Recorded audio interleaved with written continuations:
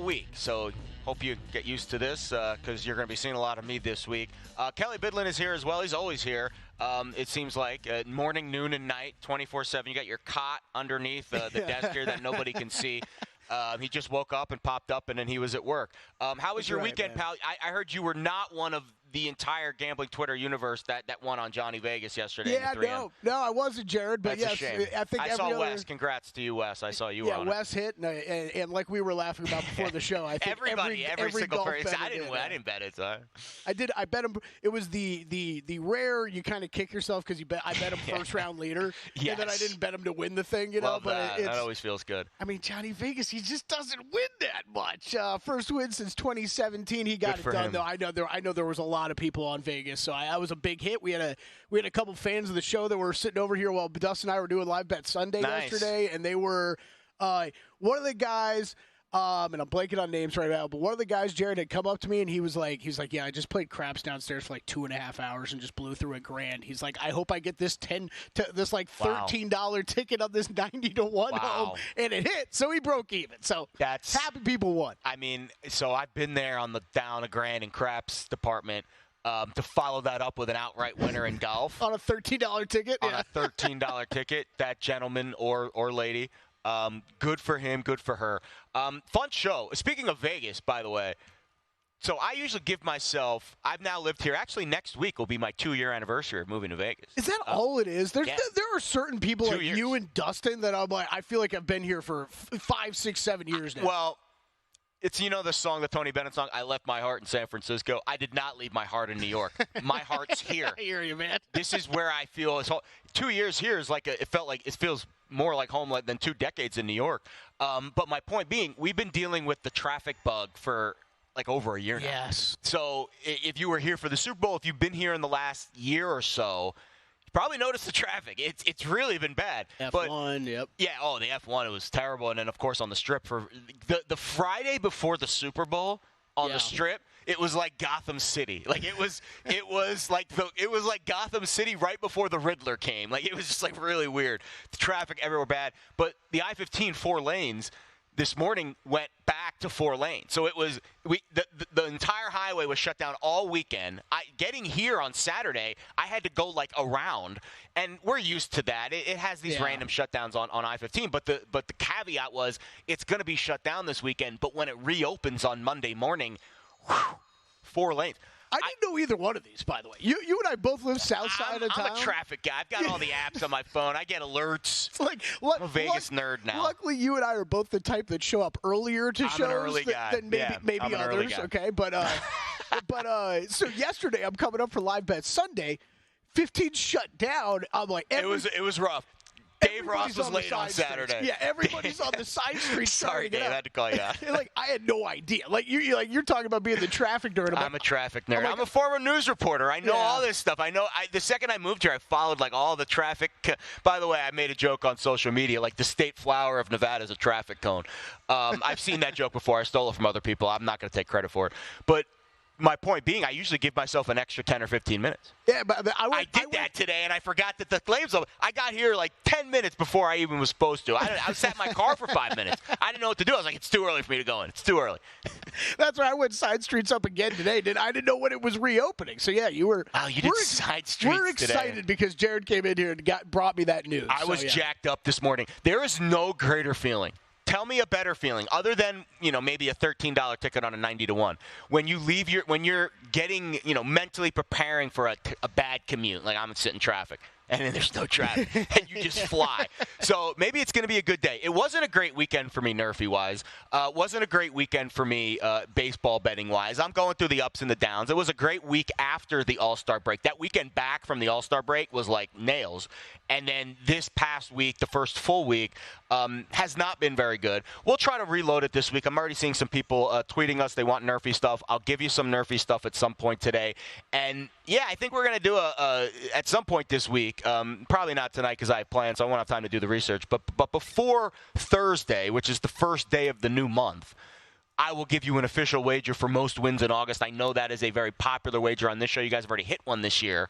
So we'll have plenty of baseball stuff. But Don't give me any credit. Gil has. I mean, listen, you guys are a collect. It's like the royal we in the Big Lebowski. The royal we. Yeah. I would say the big story yesterday was. I don't want to say it was the Olympics, but I'm seeing it, lead every show, on the networks here this morning with what Team USA did on the men's basketball hardwood yesterday. They're a $5 favorite to win gold. Like, them winning by 26 over one of the random European nations. I don't want it to move the needle, but it's funny how I just see all these stories about, Jason Tatum didn't play, and then this and that, and Embiid stinks, get him off the team. Guys, they're the best players in the sport. Like, just let them go to the Olympics and play a little bit, and let's not, make everything a headline like it is when they play in the NBA every night. Like, right. It feels like we're glamour, just idolizing and over-glamming every little minute detail of what happens in the Olympics for basketball. To me, this doesn't feel like something that's a story that Jason Tatum didn't get a whole lot of minutes and Joel Embiid's kind of in the Olympics. Yeah, the Olympics. It's I think it's interesting to me, Jared, but I think for a couple reasons. The international game is now developed to a point, right, where you have guys that we see this all the time in the NBA, but you need specialists and role players, if you will, like Derek White and Drew Holiday, who are so amazing both sides of the ball that just help fill out this team better, that are getting a lot of these minutes over, quote unquote, some bigger star players. And that's been interesting. I think just to see how far the international game has come, that we can't just say, hey, here's the U.S.'s 7 best players. We're just going to put them all out on the court. No, the chemistry matters. The roles matter. Exactly. And that's important. Now, I do think that's been interesting with Joel Embiid. The tandem of Anthony Davis and Bam Adebayo has been so effective and so great. Yeah. And Embiid's been meh, that, like you're saying, they're so talented that we might be overreacting. Like, it's not like he's getting replaced by a bunch of scrubs. It's Anthony Davis and Bam Adebayo. They're 2 of the best defenders in the NBA. And the Tatum stuff is, look, it's, again, credit to the international game. Serbia is not a joke opponent that they had to play yesterday. No, the best player in the world in the front court, right? They have quality. Not much else, though. They have a couple quality players in the backcourt. They have a couple guys that can So what play. did the U.S. had to do? They had to run out a bunch of bigs and guards, which means that your redundancy at forward with LeBron, Kevin Durant, Jason Tatum, someone's going to get left out. And Durant finally played yesterday, and when he's shooting lights out and doesn't miss a shot till, I think it was late in the third quarter when he finally missed, someone's not going to play, and that was Jason Tatum. Durant, 8 for 9 yesterday, 23 points. He looks fantastic. I mean, again, U.S. was a $5 favorite. They were a double-digit favorite in this game. It was tight in the first half. I think they still covered the first half number, barely. Yeah. But I laugh how I see the same discourse. It's just funny to me. I'm not saying that it's not warranted. It's funny to me that you have a collective of the best players in the sport all playing together that have not played together with this unit yet, and we're kind of haggling about how many minutes each guy plays. Like, just let him go play. They just kicked the crap out of Serbia. Like, who cares that Embiid didn't look great? It's hard to play at this level. Yeah. If they struggle to a point where they lose, I'm okay with the discourse. But when they win by 26, I'm just like, what are we really upset about here? I don't think there's anything to be upset about. Yeah, it's just funny how it's like biggest key to winning gold. Like, all they have to do is show up, and they're probably going to win gold. They're also in the easiest group, and they just beat the toughest opponent. They just destroyed Serbia in the second half. They are rolling into the quarters. No worries there. But I do laugh. They're going to win every game by double digits. There are 2 things I laugh about, though, Jared. Like, yes, I just talked about the redundancy, and I get it. But, Jason Tatum, yes, I've been kind of one of those haters over the years. But, this is why. You're not at the same level. He's not. You're right. I think that's the funny part. You've won a championship now. That's great. You're on the best team in the NBA. That's awesome. But you're not LeBron James. You're not Kevin Durant. That's just a fact. That is, for all of us that have brought that up before, it's not supposed to be hate. When Steve Kerr feels the exact same way in a big time Olympics game like that, it kind of shows that. Jared, the other thing though is Dude's, how old is LeBron James now? 40? He's 74. He's still the best player on the team. 39. Sorry, 40 in December. Wow, he's older than me. Like watching him in these warm-up games. And I feel ancient watching these guys. Yeah, like watching him in the exhibition games, and then yesterday, if you watch, like he's still the best player for the United States, and he's 39 years old. Yeah. Check in with me next Olympics. Maybe he won't be by then. Maybe. I don't think he's going to be in the next Olympics. I wouldn't think so either. But it actually is funny. There is a sense of nostalgia watching him now for me. Yeah. Because you really do, at some point, that retirement, like, how do you think he's going to announce it? You think he's going to announce it? He's going to give himself at least a full year. Oh, I think it will be He might give himself a 2-year goodbye journey. He might say, in 2 years, I'm gone. He might give himself 2 years. Biggest guess would be it's next season, and he's hoping and praying Bronny takes a little bit of a step forward this year so he can force him onto the 15-man roster for next season. And then they can actually play together. And then it is a full year victory lap goodbye tour. Wow. Yeah, it's crazy that we're at that point, but it's funny to me when I watch. I just this is nostalgic though, Jared. Like you are right because what he's doing to these other countries' teams, right? It reminds you of LeBron's early days in the NBA, where now the NBA is so specialized that you can't do that. Defenses he's running into are so high level that he's not able to. And it's an 82-game regular season. He's not doing that for all the games. These are the Olympics. Every time you put on the uniform, especially in the actual games that matter. Really excited for the show. Mark Borchard, Jay Kahn going to come with us in the next hour. But we'll come back. We'll get into a little bit of what's taking place in the NFL. Because I'll be honest, baseball, man, when's baseball season over? Numbers game continues next on VSiN.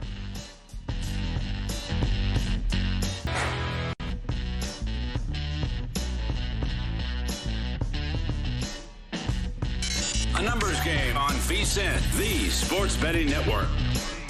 Hey, guess what? We're releasing our VSiN college football betting guide this Thursday. I've got 2 bets in it. Both of them are at plus money. You're going to be excited for it. Whoa, hey, hi-oh, hey now. I actually, I bet them over the weekend. I wrote them up over the weekend, bet them over the weekend, and I got very excited about them because it was my first 2 college football wagers of the season. Sign up for the end of July. You receive both the college football and the NFL guide, plus full VSiN Pro access and our daily pro picks, 24/7 video, exclusive data like our betting splits, all the way through the Super Bowl at an early bird discount price of just $175. Or sign up for a monthly subscription. Get your first 30 days for only $19. See everything VSiN has to up your betting game. Don't miss out on the preseason deal. Sign up now, VSiN.com/subscribe. Man, it feels good to say preseason. We have an NFL game this week.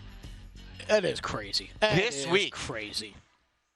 I mean, we're here. It's August, guys. We'll talk some NFL preseason, I think, betting tips and everything over the next couple of days. Can we get Steve Fezzik on at some point? Yeah, we can effort Steve, for sure. That to me is so Steve put out a tweet last year. He might be listening. He's a frequent listener of the network. He put out a tweet last year about the preseason, and it was the first time that I would say, tried to bet it, really bet it. You're watching it. Oh, football's back. I'll throw a few. That's one thing. But when you actually try, you're really putting in the work during the week with the rosters. You're making lists of Twitter people, of reporters and things, so you can try to track the movement. That's what I'm talking about when I say try. Obviously, it's not like Yoda here, do or do not. There is no try. But it was really put effort into it, and it's because he was one of the ones that really said, hey, there's value. You got to do your work, though.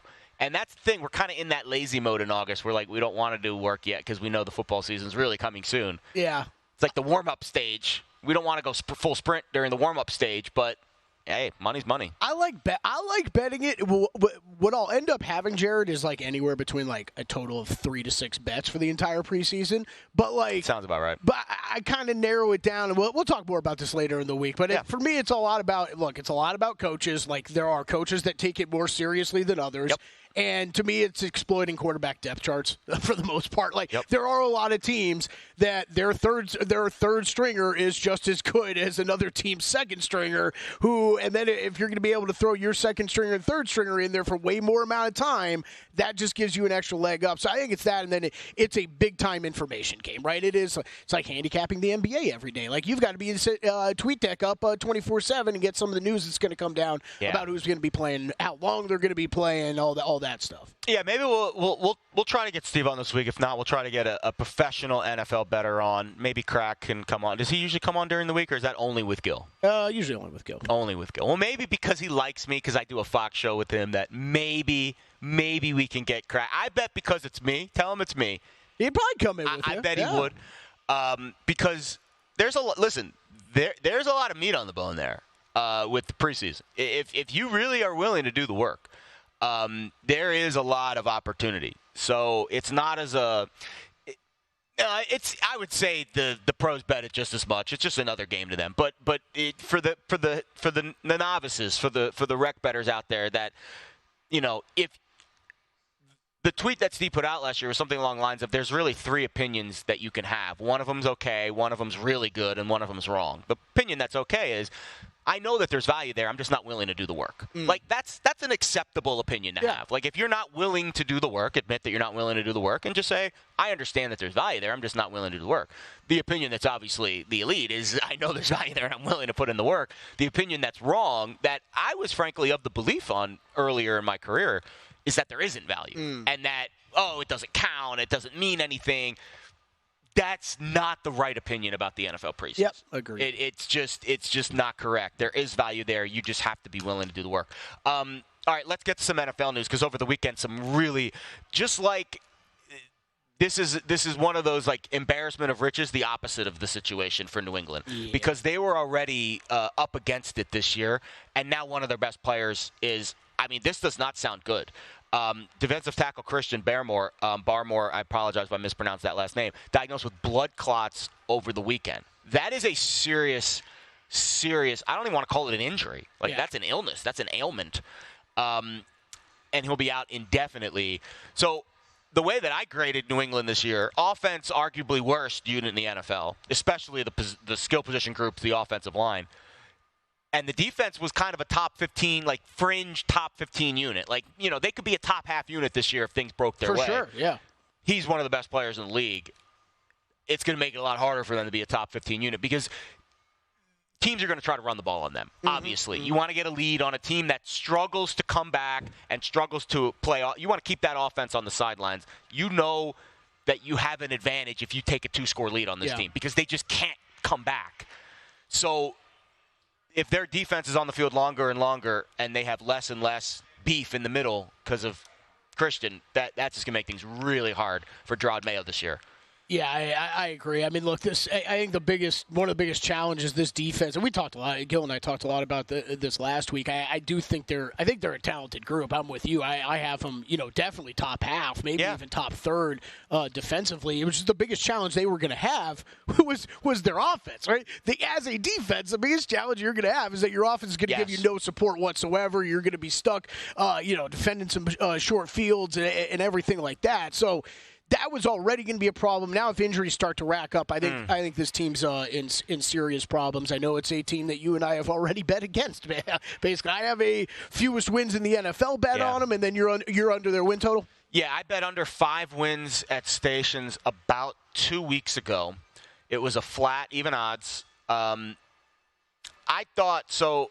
The 4.5, which was being dealt at around plus 120-ish. Yeah, that's what I'm seeing at DraftKings right now, 125. Yeah, so the way that I would grade it is 50 cents for each half win. That's kind of the going rate in the NFL for a half win. Maybe 45 cents if you want to be kind.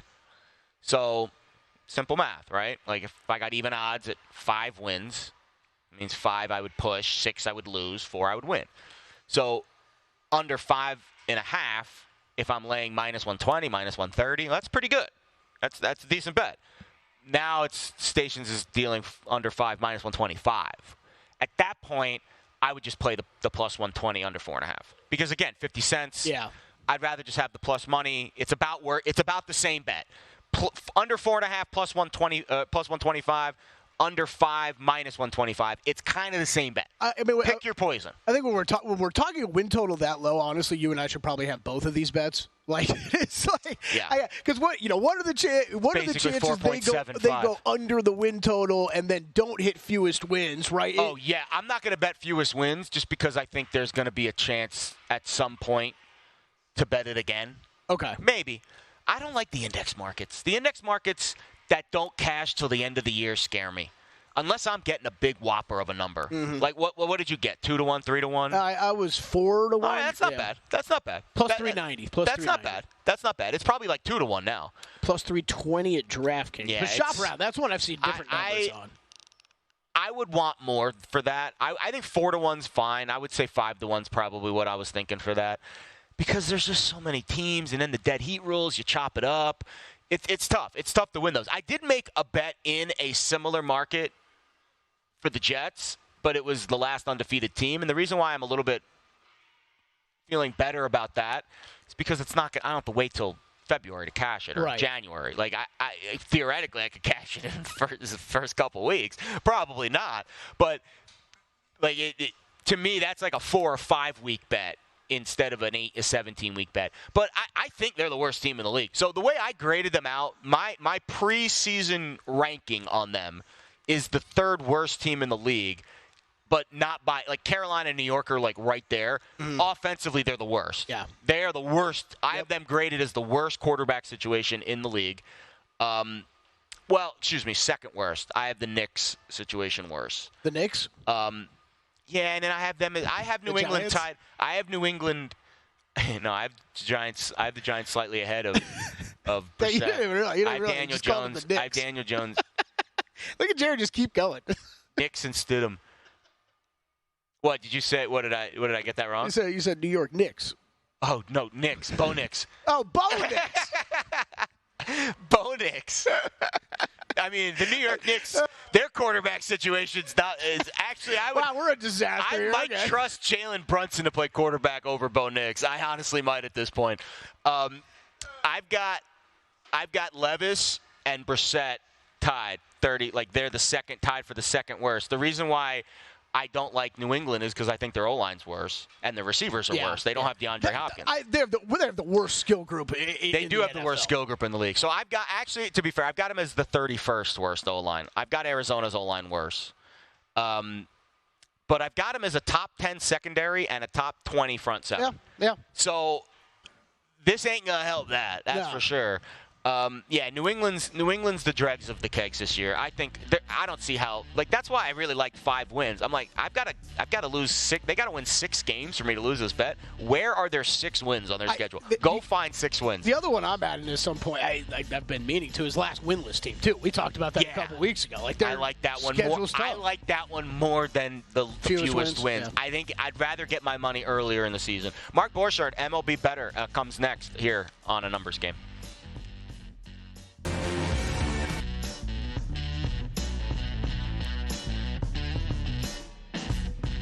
A Numbers Game on VSiN, the Sports Betting Network.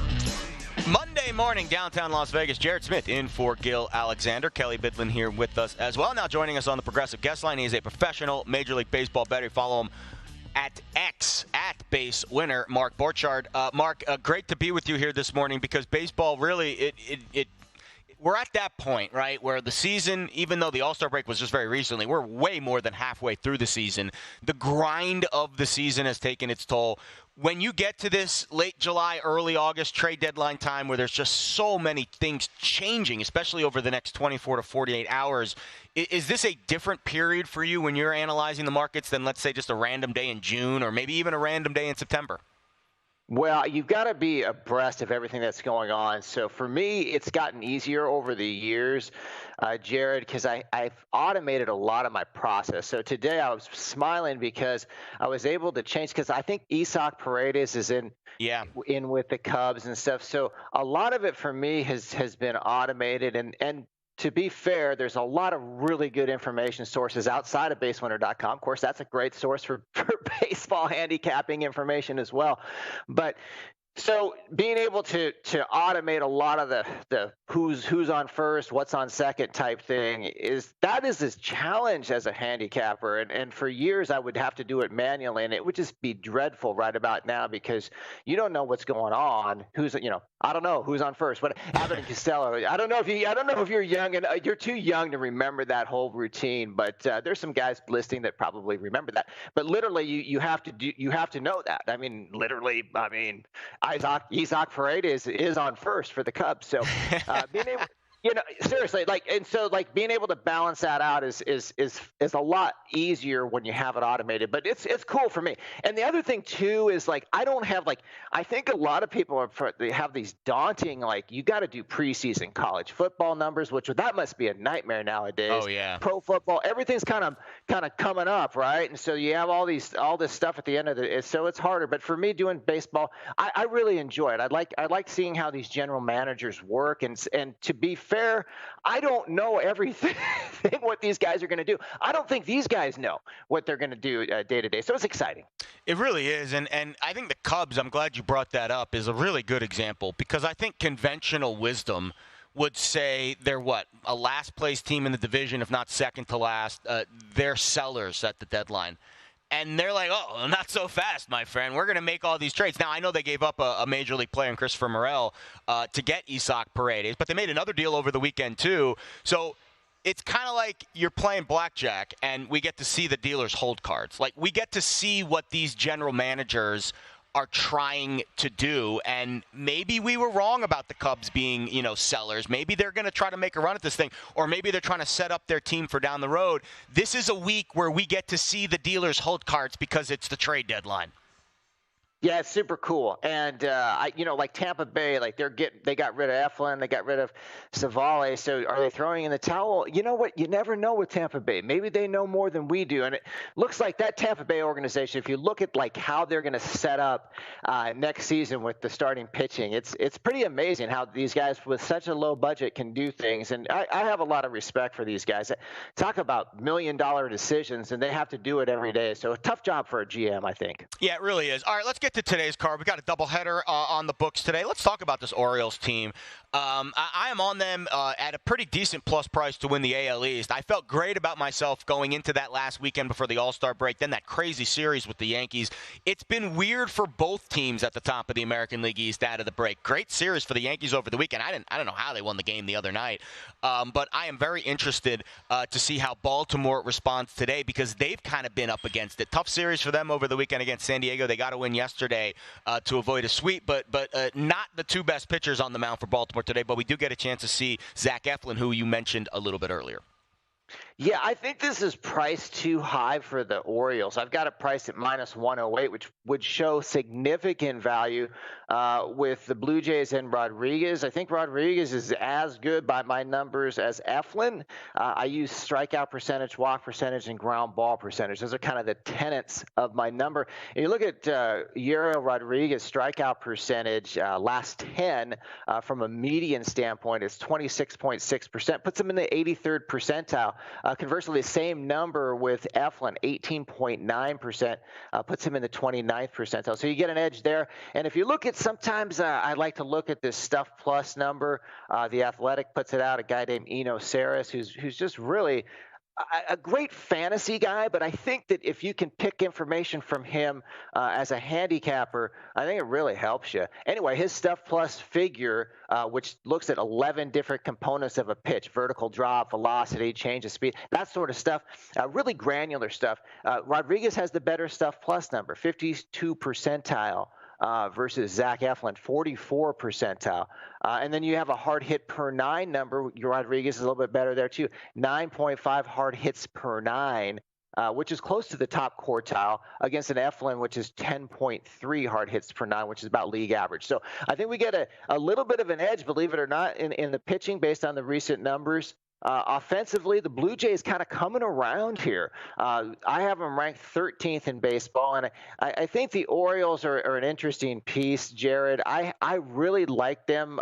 They have plus 250 to win that division, so I have a couple tickets on them plus 250. I'm looking right now at this AL East race as kind of a pick 'em, right? Yeah. So, but I'm hoping the Orioles can hold on, because of my personal bets on them. I feel you, Mark Borchard, pro MLB better. Follow him at X at base winner.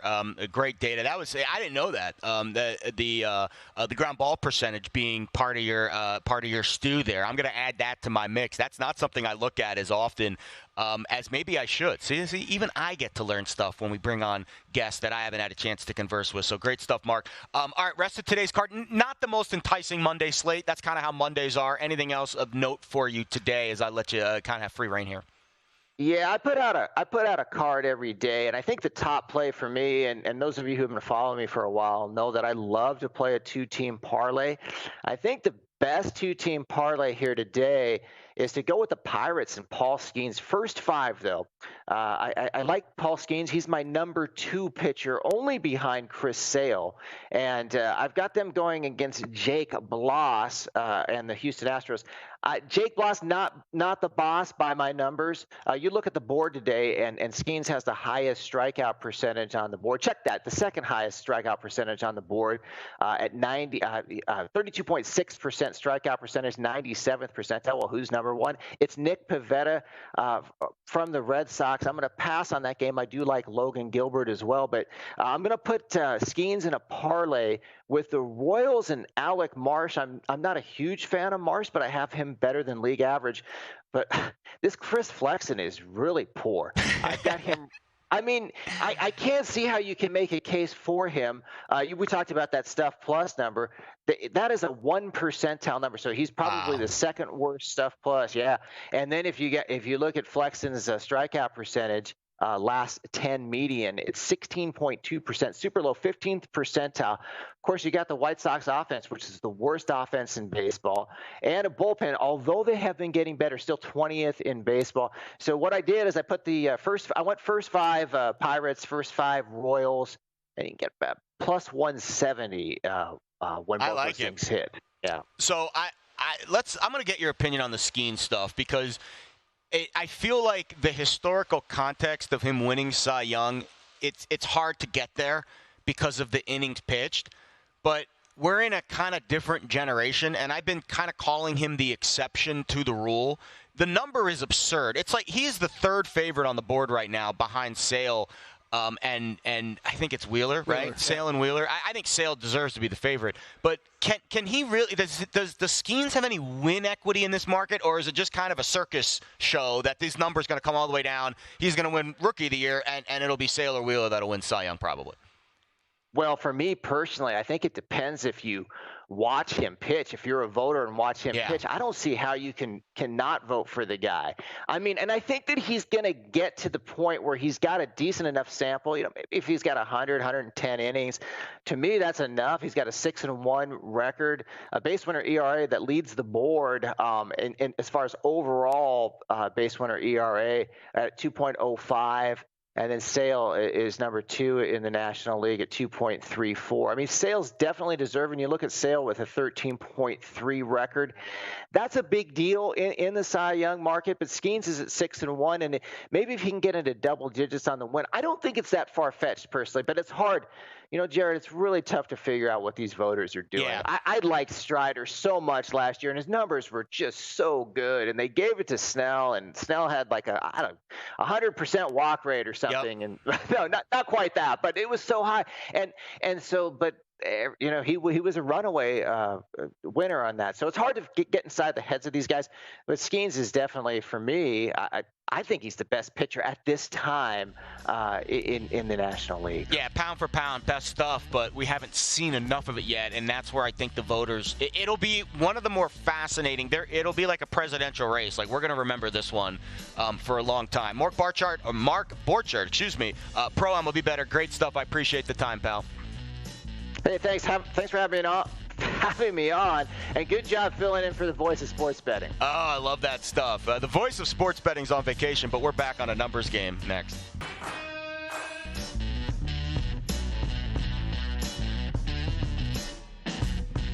A numbers game on VSiN, the sports betting network.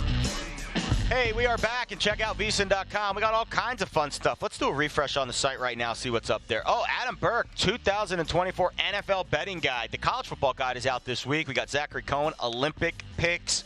I've got a fun parlay that involved Coco Gauff earlier today that won, so that was fun. A little tennis on the men for you for Zachary Cohen. Wes Reynolds got Olympic golf. Steve Mackin in college football improvements. All kinds of fun stuff. Check it out over at VSiN.com.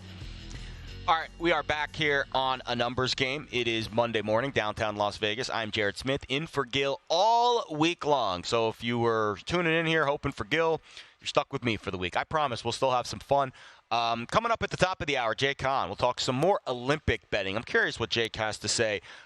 If there's anything specific standing out. Looks like golf, men's and women's tennis on the board. But let's go back and follow up on the discussion that Mark Borchard just presented to us about Major League Baseball. I learned something from Mark this morning. I did not know that ground ball rate was as high on his list in terms of grading pitchers. I'm going to upgrade that for sure on my numbers. And I really like his first five parlay between Skeens and Marsh.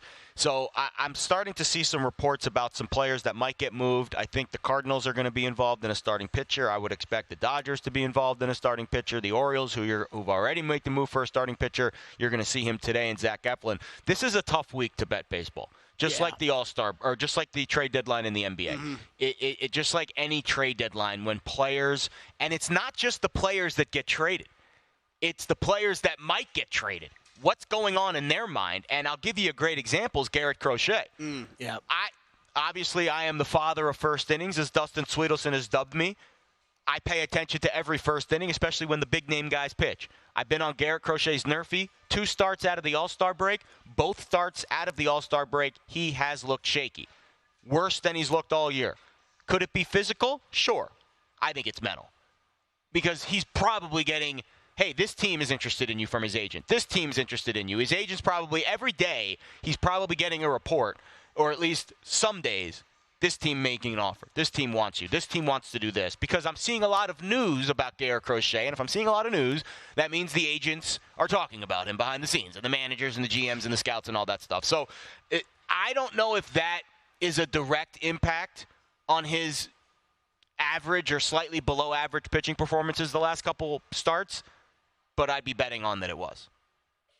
Yeah, that's, he's at least a name that's been brought up. I mean, are there anybody else on your radar of, like, all I keep hearing is, okay, this team needs starting pitching. This team needs starting pitching. Every player on the White Sox that can play. Who's the actual pitchers that are actually going to go? Fetty.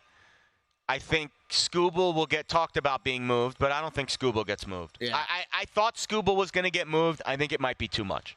Because it usually, well, Do we see the odds move on Cy Young Skubal, if he doesn't go?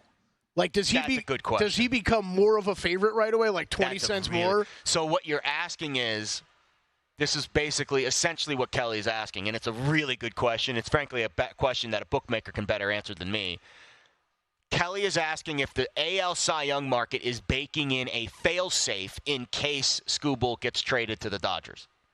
Meaning, he should be a minus 150 favorite, but we're trimming 20 cents off the price. Right. Because there's a risk involved that he might get moved to another league. Then you have to ask yourself 2 questions as a follow-up. Has he done enough to already win the American League Cy Young? I think no. And 2, would he become the favorite in the National League? How would the voters view that? Do you carry over what he did in the American League? I think the answer to that question is no. I don't think there's any the problem is trade baking going on with the numbers. That would be my guess. Okay, so, I think the answer is but I could be wrong. It probably will move, but I'm only asking it from an actual bookmaking perspective, right? It probably will move because people are going to be like, oh, great, he's still there. It's definitely going to move. Bet it. It's definitely going to move because people will bet it. People will bet, yeah. I don't know. From an odds-making perspective, I don't know. It's a really good question that I've never considered that. If I was How booking, often does that happen? Yeah, it's probably never happened before where the odds-on favorite to win MVP or Cy Young gets traded. Gets traded mid-season. it might have happened. Here's when it might have happened last. This might be the last time it's happened. CC Sabathia, 2008. When he got traded from the Indians, at that point we could still call them the Indians, to the Brewers. And he had a stretch with the Brewers that was so good. I think I was literally fresh out of college at that point, working my first job. So don't hammer me if I don't remember what the odds were doing back then. But I would be willing to bet that he was considered for the National League Cy Young that year. Because even though it was only like a 60-day window. And he might have been considered for the Cy Young in both leagues that year. That's how good Sabathia was. He was arguably an MVP.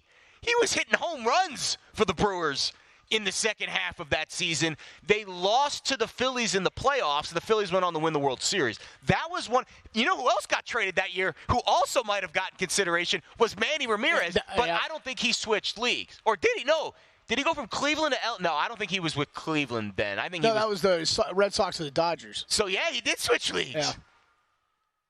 What is funny is, I'm just Googling this stuff right now. Look up the 2008 voting for the Cy Young and the MVP, and I'm curious if Ramirez got any National League votes and if Sabathia got any National League votes for either.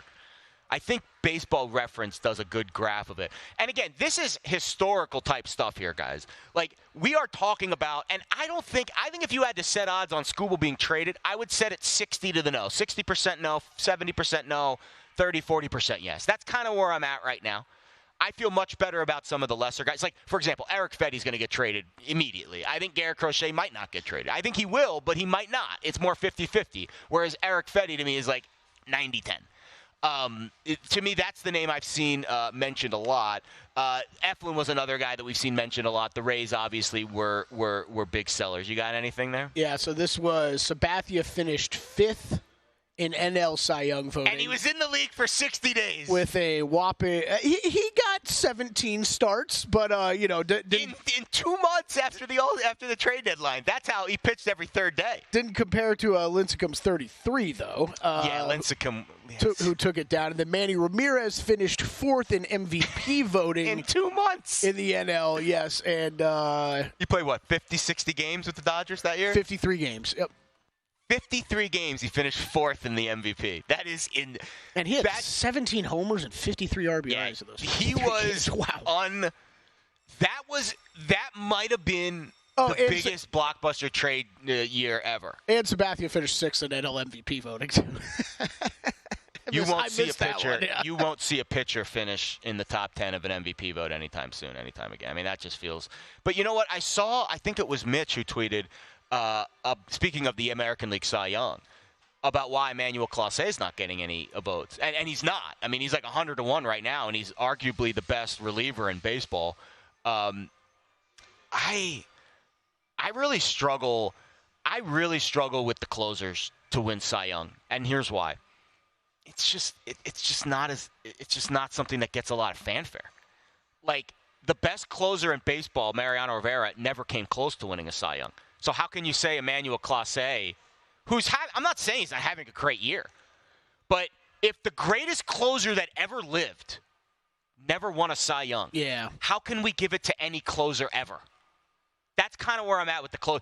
And maybe we need to come up with a separate Cy Young.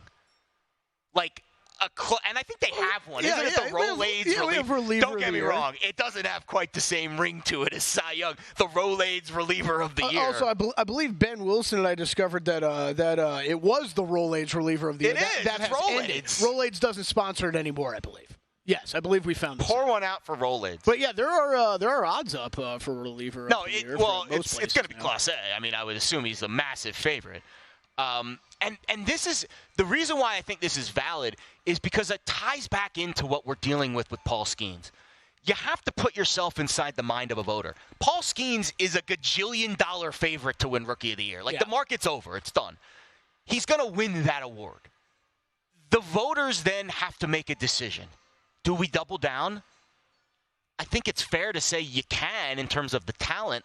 But there's a factor involved that says, well, Skeens is probably going to, win a Cy Young at some point in his career, and he's already going to be decorated this season. So let's pivot to another pitcher. It's the Wembanyama argument. And I bring this up for NL MVP too. Like I think if there's anybody that gets remotely close to being considered with Shohei, there are voters that are going to think that way. That he's not pitching this year, he's going to be pitching in the future. We're going to give him this award like 5 times. Let's figure out a different guy to go to this year. The Shohei MVP discussion is intriguing as well. I think the baseball futures markets are my favorite of the futures markets because of the length of the season. Yeah. It gives you these waves to kind of ride, just like surfing in the Olympics. Speaking of the Olympics, we're going to talk a little bit on, I don't know if he's going to talk surfing, but Jay Kahn joins us next.